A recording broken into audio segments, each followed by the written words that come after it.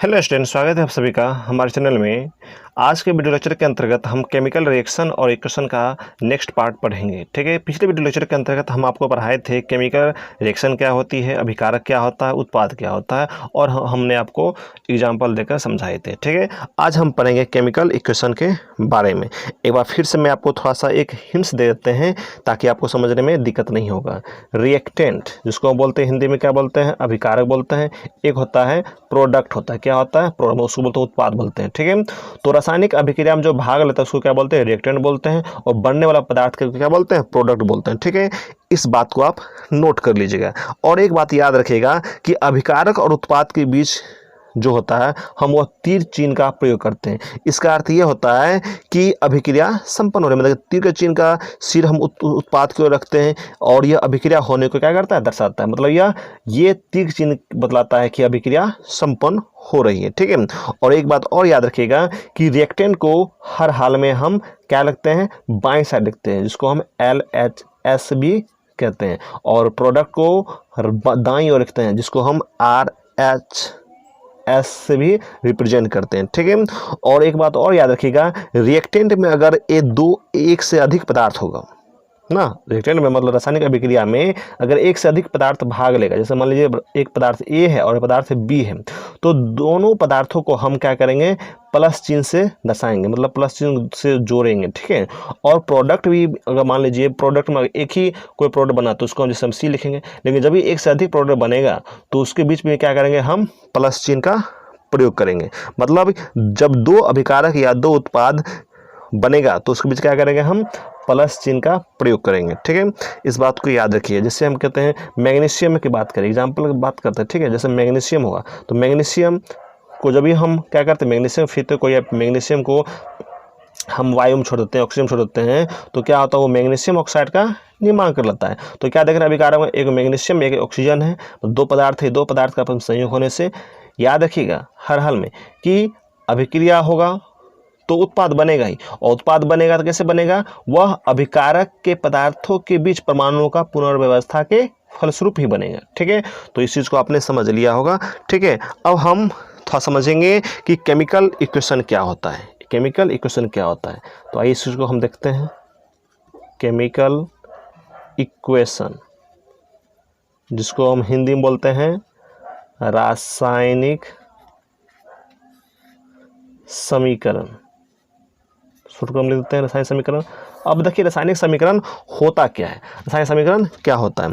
तो जब देखिए एक बात और आपको हम बता देना चाहेंगे इसमें कि रासायनिक जैसे समीकरण हम लिखते हैं तो रासायनिक अभिक्रियाओं को हम वाक्य के रूप में अगर हम लिखेंगे तो क्या होगा, वह बहुत ही लंबा हो जाएगा। जैसे कि अभी हम यही पढ़े थे कि मैग्नीशियम क्या है, मैग्नीशियम आप इंग्लिश में लिख सकते हैं।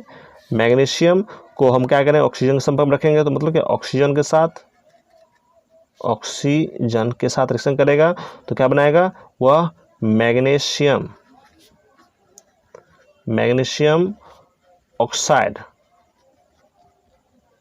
वो मैग्नीशियम ऑक्साइड का क्या करता है, निर्माण करता है। तो जब इसको हम क्या करेंगे, रासायनिक अभिक्रिया में जो भाग ले अभिकारक उत्पाद, ठीक है ना, रासायनिक अभिक्रिया में जो भाग ले उत्पाद बने वाला पदार्थ जिसको क्या बोलते हैं, प्रोडक्ट बोलते हैं। अगर उसको हम भाषा के रूप में अगर हम लिखेंगे तो बहुत लंबा हो जाएगा। तो उसको संक्षिप्त रूप में लिखने के लिए क्या करते हैं, हम शब्द समीकरण का प्रयोग करते हैं। तो ये जो आप देख रहे हैं, ठीक है, ये क्या है, शब्द समीकरण है। क्या है, शब्द समीकरण है। ठीक है, तो शब्द समीकरण क्या होता है, बहुत संक्षिप्त हो जाता है। जैसे अभी भाषा में लिखेंगे, जब मैग्नीशियम ऑक्सीजन के संपर्क में आता है या मैग्नीशियम ऑक्सीजन के साथ अभिक्रिया करता है तो मैग्नीशियम ऑक्साइड का निर्माण करता है ना, तो ये भाषा क्या होगा, बहुत लंबा हो जाएगा। इसको क्या कहें, हमने संक्षिप्त कर दिया, छोट कर दिया, मतलब क्या, मतलब छोटा सा छोट भाषा में लिख दिया। इसको क्या बोलते हैं, शब्द समीकरण। मतलब क्या, सिर्फ शब्द का ही हम इसमें प्रयोग करते हैं। मैग्नीशियम ऑक्सीजन बना क्या, मैग्नीशियम ऑक्साइड का निर्माण करता है। ठीक है, इसको हम क्या बोलते हैं, वर्ड इक्वेशन बोलते हैं। क्या बोलते हैं, वर्ड इक्वेशन बोलते हैं। शुरू में लिख देते हैं इक्वेशन। ठीक है, वहाँ लिखा हुआ वर्ड ना, इक्वेशन का इंग्लिश यहाँ लिखा हुआ है। ठीक है, तो ये एक प्रकार का शब्द समीकरण हो गया। ठीक है, और इस शब्द समीकरण में क्या है, मैग्नीशियम ऑक्सीजन क्या है, अभिकारक है, और मैग्नीशियम ऑक्साइड क्या है, उत्पाद है। ठीक है, उसी तरह बहुत सारे एग्जाम्पल होगा। तो इस शब्द समीकरण में अगर हम शब्दों की जगह क्या करें, रासायनिक सूत्र और उसके प्रतीक मतलब क्या, उसके हम सिंबल का प्रयोग कर लें तो उसे क्या बोलते हैं, रासायनिक समीकरण बोलते हैं। तो हम इसको जैसे कहते हैं मैग्नीशियम को हम Mg लिखते हैं ना, मतलब इस शब्द का रासायनिक सूत्र क्या होता है, मैग्नीशियम का Mg होता है, और ऑक्सीजन का क्या होता है, सूत्र होता है O2 होता है, ठीक है। और जब ये अभिक्रिया करेगा तो क्या बनेगा, मैग्नीशियम ऑक्साइड बनाएगा। तो मैग्नीशियम ऑक्साइड का सूत्र क्या होता है, Mg होता है। तो ये अभी हो गया, मान लें क्या इसका सूत्र हो गया। अब ये मैग्नीशियम किस रूप में है, सॉलिड में है कि लिक्विड में है कि गैस में। तो मैग्नीशियम क्या होता है, ठोस अवस्था में पाया जाता है। इसको लिए हम क्या करते हैं, एस से सूचित करते हैं, मतलब एस मतलब क्या, सॉलिड हो गया, ठीक है। जैसे ऑक्सीजन क्या है, गैस हो गया। तो ये अवस्था को बतलाता है, मतलब इसका प्रतीक है, मतलब क्या सिंबल है कि किस अवस्था में पाया गया है। और मैग्नीशियम ऑक्साइड जो बनेगा वो भी क्या होगा, वह सॉलिड अवस्था में होगा, क्योंकि वो मैग्नीशियम के फीता, जैसे मान लीजिए मैग्नीशियम फीता है, इस मैग्नीशियम फीता को वायु में रखते हैं तो ये क्या होता है, उसके ऊपर ऑक्सीजन का लेयर बन जाता है, मतलब परत बन जाता है, ठीक है। तो मैग्नीशियम ऑक्साइड का निर्माण कर गया। तो जब हम क्या लिख सकते हैं, जब हम शब्द समीकरण की जगह रासायनिक सूत्र और उसके प्रतीक का हम मतलब सिंबल का उपयोग करेंगे तो उसे क्या बोलेंगे, रासायनिक समीकरण बोलेंगे। या इसको हम ऐसे भी बोल सकते हैं कि जब किसी रासायनिक अभिक्रिया में अभिकारक और उत्पाद की जगह उसके रासायनिक सूत्रों और उसके संकेतों को हम प्रयोग करते हैं तो उसको क्या बोलते हैं, रासायनिक समीकरण बोलते हैं। तो आइए इसको थोड़ा सा मिटा देते हैं, तब फिर उसके बाद हम आपको या इसको थोड़ा सा घसका देते हैं, तब फिर आप यहाँ लिख देते हैं, ठीक है। तो क्या बोलेंगे हम, इसका डिफरेंस क्या देंगे, बोलेंगे जब रासायनिक अभिक्रिया में भाग लेने वाले क्या, अभिकारक उत्पाद, या ऐसे लिखते सिंपल हम लिख देते हैं, जब शब्द समीकरण में शब्दों के जगह केमिकल फॉर्मूला मतलब क्या, रासायनिक सूत्र एवं सिंबल मतलब क्या, उसको बोलते हैं प्रतीक बोलते हैं या संकेत भी बोलते हैं, का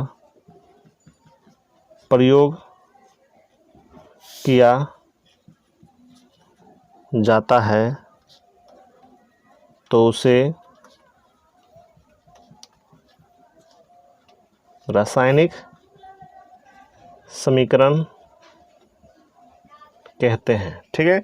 आशा करता हूँ कि आप इस चीज़ को समझ गए होंगे ना। तो यही है शब्द समीकरण, मैग्नीशियम ऑक्सीजन और मैग्नीशियम ऑक्साइड। इस मैग्नीशियम ऑक्सीजन की जगह हमने क्या किया, उसके केमिकल फार्मूला को हमने लिखा, मतलब रासायनिक सूत्र को लिखा, और सिंबल का हमने प्रयोग किया। तो इसको क्या बोलेंगे, केमिकल इक्वेशन बोलेंगे। क्या बोलेंगे, केमिकल इक्वेशन बोलेंगे। आइए इसको हम दूसरे शब्दों में इसको हम लिखने की कोशिश करते हैं। पहले इसको हम मिटा लेते हैं, ठीक है।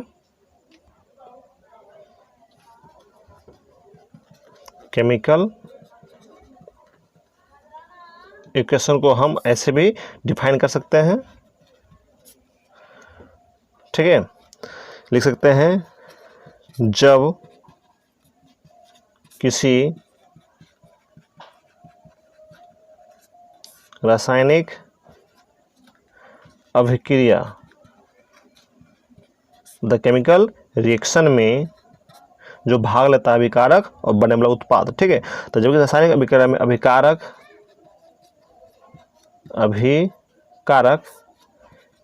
एवं उत्पाद के जगह, मतलब उसके स्थान पर जगह उसके रासायनिक सूत्र एवं संकेतों या संकेत का इस्तेमाल किया जाता है, मतलब प्रयोग किया जाता है तो उसे रासायनिक समीकरण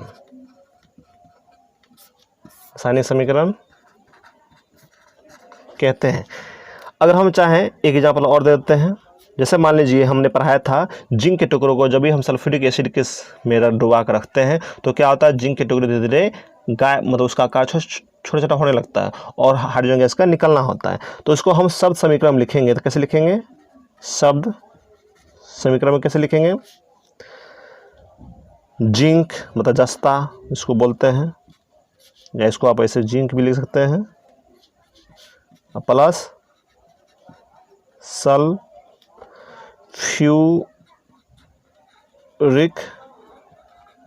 अम्ल रिएक्शन करेगा, क्या बनाएगा, जिंक सल्फेट बनाएगा और हाइड्रोजन जो गैस है वो क्या होगा, बाहर निकल जाएगा। अब इसके हम सब समीकरण जगह हम इसका क्या कहते हैं, रासायनिक सूत्र का और संकेत का प्रयोग करेंगे तो कैसे लिखेंगे, Zn। Zn क्या है, सॉलिड है।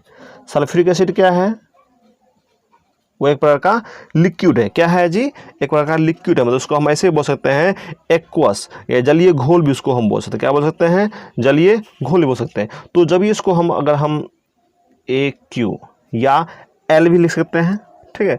तो जब इसको हम रिएक्शन कराएंगे तो क्या बनेगा, वह जिंक सल्फेट का निर्माण करेगा और क्या देगा, हाइड्रोजन गैस निकल जाएगा, मतलब ये H2 गैस बन के क्या होगा, बाहर निकल जाता है और ये जिंक सल्फेट का क्या करता है, निर्माण करता है, ठीक है। तो हमने क्या देखा, जब रासायनिक अभिक्रिया में अभिकारक या अभिकारक है और उत्पाद की जगह हमने क्या करते हैं, रासायनिक सूत्र और संकेत का प्रयोग करते हैं तो उसे क्या बोलते हैं, रासायनिक समीकरण कहते हैं। क्या कहते हैं, रासायनिक समीकरण कहते हैं, ठीक है। अब हम पढ़ेंगे असंतुलित समीकरण और संतुलित समीकरण क्या होता है। तो इस चीज को पहले मिटा देते हैं। अब हम पढ़ेंगे, सबसे पहले हम पढ़ लेते हैं असंतुलित समीकरण क्या होता है, ठीक है। ओ संतुलित मतलब अनबैलेंस इक्वेशन, असंतुलित समीकरण। रासायनिक समीकरण दो प्रकार होता है ना, मतलब असंतुलित समीकरण, एक संतुलित समीकरण, ठीक है। तो उसको हम इंग्लिश में क्या बोलेंगे, अनबैलेंस्ड इक्वेशन, ठीक है। असंतुलित नाम से स्पष्ट है क्या, वो संतुलित नहीं होगा। कहने मतलब है यह रिएक्टेंट है, रासायनिक में जो भाग है उसको रिएक्टेंट बोलते हैं, बनने वाला को प्रोडक्ट बोलते हैं, ठीक है। अगर मान लीजिए यहाँ A और B अभिक्रिया में भाग लिया, बन गया C और D बन गया या C बन गया, ठीक है। अगर मान लीजिए यह अभिकारक के परमाणुओं की संख्या, मतलब कि अभिकारक में जो भाग लिया उसके विभिन्न तत्वों के परमाणुओं की संख्या, मतलब इसकी अगर परमाणुओं की संख्या, मतलब तत्वों के लिख देते हैं, तत्वों के परमाणुओं की संख्या और बनने वाला जो प्रोडक्ट है उसके तत्वों के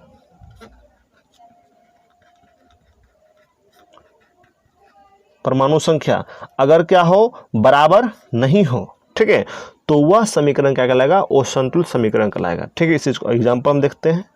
जैसे बात करते हैं, सिंपल में एग्जाम्पल लेते हैं, मैग्नीशियम और ऑक्सीजन। जब मैग्नीशियम को ऑक्सीजन के संपर्क में छोड़ते हैं तो क्या बनाता है, मैग्नीशियम ऑक्सीजन का निर्माण करता है। अभी क्या देख रहे हैं, अभिकारक में कौन भाग लिया है, मैग्नीशियम ऑक्सीजन, ठीक है। बने वाला प्रोडक्ट क्या है, मैग्नीशियम से बनाया है ना। इसमें अभी क्या देख रहे हैं कि मैग्नीशियम के परमाणुओं की संख्या कितना भी है, एक है, कितना है, एक है, ठीक है। और ऑक्सीजन का कितना है, कितना है अभी, ये 2 है ना। मतलब अभिकारक में जो भाग लिया ऑक्सीजन और मैग्नीशियम, इसके परमाणु संख्या कितना है, एक, इसका कितना है, 2 है ना, ठीक है। और यहाँ उत्पाद की अगर हम बात करें तो यहाँ क्या देख रहे हैं, मैग्नीशियम भी कितना है, एक है, लेकिन ऑक्सीजन कितना है, वहाँ यहाँ भी एक ही है, ठीक है। तो ये भी क्या है, वो संतुलित है। कब संतुलित होगा, जब ये ऑक्सीजन भी 2 हो जाएगा और मतलब ऑक्सीजन यहाँ 2 हो जाएगा तभी ना, ठीक है। अगर मान लीजिए इसको हम क्या करेंगे, 2 से गुना कर दें तो ये 2 तो हो जाएगा, ठीक है। तो 2 हो गया, ये हो गया। लेकिन जब भी हम 2 से गुना करेंगे तो ऑक्सीजन तो 2 हो जाए, लेकिन ऑक्सीजन 2 हो जाए, लेकिन उसके साथ साथ मैग्नीशियम भी 2 हो जाएगा ना, ठीक है। तो क्या करें, इसको भी 2 से गुना करेंगे तो 2 ये हो जाएगा, और फिर यहाँ 2 से गुना करेंगे तब 2 यहाँ, तब क्या होगा, यह संतुलित होगा, ठीक है। जैसे अगर हम बात करें, अब इसको हम गुना कर देंगे तो क्या होगा, मैग्नीशियम ऑक्सीजन है ना। जब भी हम 2 से गुना किया यहाँ तो मैग्नीशियम भी 2 ऑक्सीजन भी 2 ना, मतलब 2 से गुना किया हमने, किससे गुना किया, कि ऑक्सीजन को संतुलित करने के लिए। तो जब भी ऑक्सीजन को संतुलित करने के लिए हम 2 से गुना किया तो ऑक्सीजन तो संतुलित हो गया, लेकिन मैग्नीशियम भी 2 हो गया, बढ़ गया। तो फिर 2 से यहाँ क्या करें, गुना करते हैं। अब ये समीकरण क्या कहलाएगा, संतुलित समीकरण कहलाएगा। तो क्या बोलेंगे कि अगर रासायनिक अभिक्रिया में भाग लिया है अभिकारक उत्पाद, अगर दोनों तत्वों के परमाणु संख्या क्या हो, समान हो जाए, तो उसको क्या बोलेंगे, संतुलित रासायनिक समीकरण बोलेंगे। ठीक है, तो अब आइए इस चीज़ को हम समझने की कोशिश करते हैं। ठीक है, चलिए तो इसका हम थोड़ा सा भाषा लिख देते हैं यहाँ, इसको थोड़ा मिटाने दीजिए। अब इसका डिफरेंशियल हम लिख देते हैं, कैसे लिखेंगे, वैसा रासायनिक समीकरण जिसमें अभिकारक मतलब रिएक्टेंट एवं उत्पाद मतलब प्रोडक्ट में विभिन्न मतलब अलग अलग, ठीक है, विभिन्न तत्वों मतलब एलिमेंट्स तत्वों के परमाणुओं की संख्या समान वैसा रासायनिक समीकरण जिसमें अभिकारक उत्पाद में विभिन्न तत्वों परमाणु संख्या समान नहीं हो उसे संतुलित रासायनिक समीकरण कहते हैं।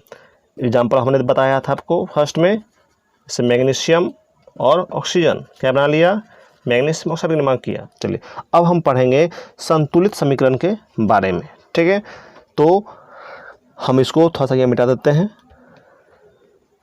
अब ये हो गया संतुलित, बैलेंस्ड,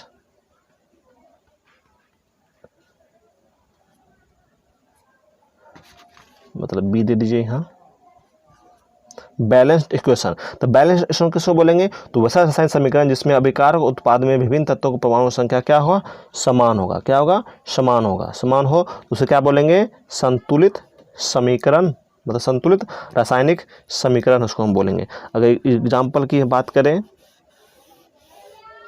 एग्जाम्पल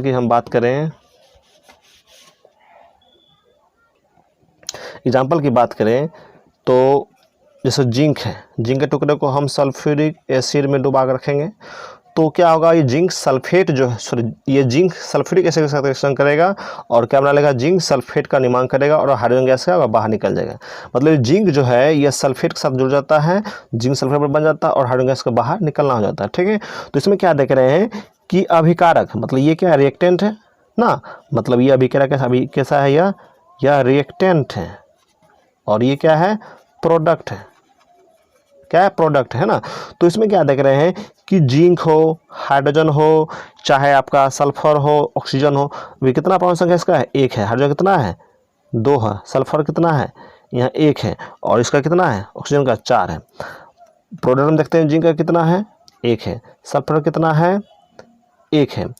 ऑक्सीजन कितना है, 4 है और हाइड्रोजन कितना है, 2 है। तो क्या देख रहे हैं कि अभिकारक और उत्पाद में दोनों तरफ तत्वों के परमाणु संख्या क्या हो रहा है, सब समान। जिंक यहाँ भी 1, जिंक यहाँ भी, हाइड्रोजन 2, हाइड्रोजन यहाँ भी 2, सल्फर 1, सल्फर 1, ऑक्सीजन 4, ऑक्सीजन 4 ना। तो क्या देख रहे हैं, ये दोनों तरफ के तत्वों के परमाणु संख्या क्या है, समान होने के कारण इसको हम क्या बोलेंगे, संतुलित समीकरण बोलेंगे। मतलब क्या, संतुलित रासायनिक समीकरण इसको बोलेंगे। ठीक है, तो आप इसको समझ गए होंगे। मुझे उम्मीद है कि इस चीज़ को समझने में आपको दिक्कत नहीं हुआ होगा। ठीक है, इतना समझिएगा कि रिएक्टेंट में तत्वों की परमाणु संख्या और प्रोडक्ट के तत्वों की परमाणु संख्या अगर बराबर होगा तो क्या कहलाएगा, संतुलित समीकरण कहलाएगा। मतलब क्या, संतुलित रासायनिक समीकरण कहलाएगा। ठीक है, यहाँ हम थोड़ा सा लिख देते हैं, संतुलित रासायनिक